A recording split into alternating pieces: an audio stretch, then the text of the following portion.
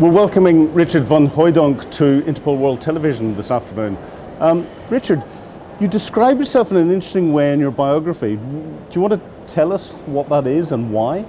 Yeah, we look into the future, and that's actually what I love very much. So we try to find future trends and scenarios how organization will change. We do that for agriculture, healthcare, but also within crime. I mean, crime will change. We will have new technologies, and it's very exciting to see things the whole law enforcement industry just can't see right now.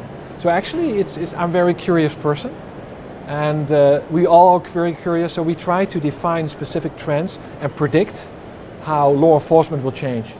So trend watcher and a futurist. The Internet of Things is one of the big developments and one of the big cries that we've got at the moment. Is it the Internet of Things? Is it going to be good for humanity, or is it the Internet of Threats going to be bad for humanity? It's both. I mean, for now, it's a real threat because everything is connected.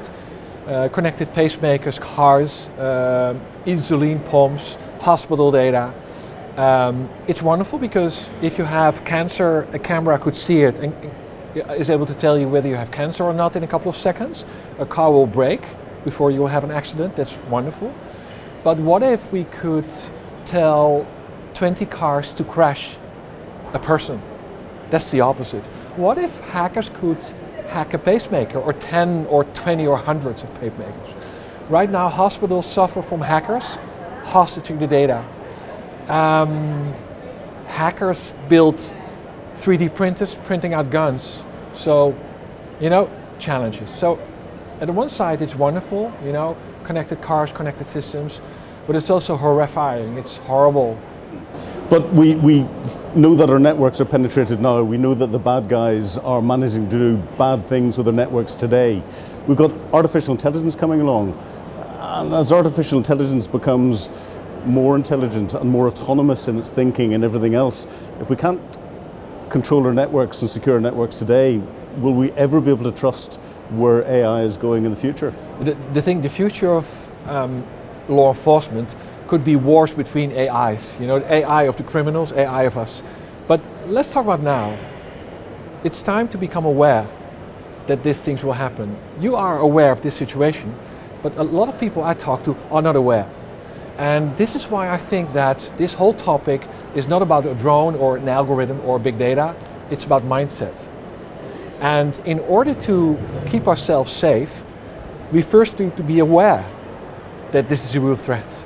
And then we will solve it anyway. I mean, I think there are specific teams I know that are even better than the criminals already.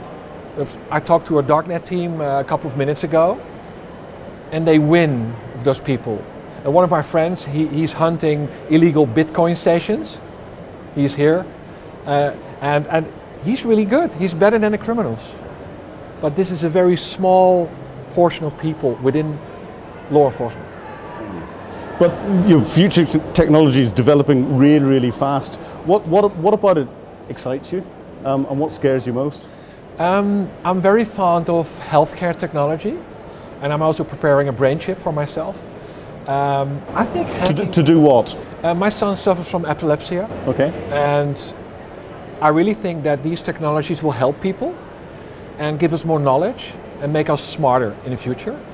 And I think attacking the human body, smart pacemakers, very tiny nanobots that are able to find cancer and destroy it, and attacking our bodies is something I fear. And I talk to security agencies a lot and police agencies, and I tell them about these topics, and they fear, and then I fear, This is the status quo right now. And I think healthcare and criminal act is something horrible. As well as DNA engineering. If you know about the DNA, you're able to reprogram DNA, so creating terrible creatures or diseases. And this is very heavy. So there's a lot happening. You've given a keynote speech today. What were the key points that you brought out? And remember, some of the audience that we've got here haven't been fortunate enough to be able to join us in this beautiful place in Singapore. First thing is, technology will change the way we find criminals. And criminals will use technology to fight us. But the most important thing is that in order to fight against those digital criminals, we need to change.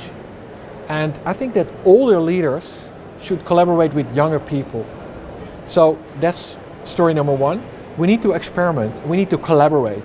And right now I have the feeling that all those countries do things themselves, and also the police agencies in those countries do things themselves, and it's too big, we're not smart enough, and we don't have enough money. So in order to fight against digital terrorism, we need to collaborate. And I really think that data is the oil of the future, so data, data, data. And we need to be aware, we need to create the right mindset for change, especially older police leaders. And how important, therefore, are international gatherings such as we're at today? This is one big ecosystem. And in my talk, I talk about the importance of ecosystems.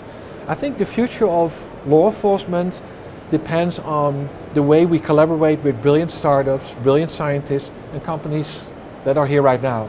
I see so many beautiful people, beautiful organizations, but then again, private-public sector relationships, how do we secure that relationship too? Because Huawei, Samsung, Amazon, all those organizations work together with police, as well as Microsoft and SAS. They have different angles and targets, because the whole AI concept will grow 10 times the next 10 years. And they could use misdata, they could misuse data, and we need a safe environment. So how do we collaborate? We should, but how? That's the big question. So with the technological advances that are going on at the moment, if you could personally achieve one or two things, what would they be and why? I told you about people. My first goal is to get them in the right position, the right mindset. And I think, I can talk about data, algorithms, hackers, genetic engineering, but my personal wish is to talk to every law enforcement director and tell him about what's happening right now. If he knows, he will change. And that's my personal goal for today and for the next years. Inspire them. Richard, on that inspiring note, thank you very much indeed for giving up some of your time to talk to us on Interpol World Television. It's been a real pleasure. Thank you very much. Have a nice day. Thank you.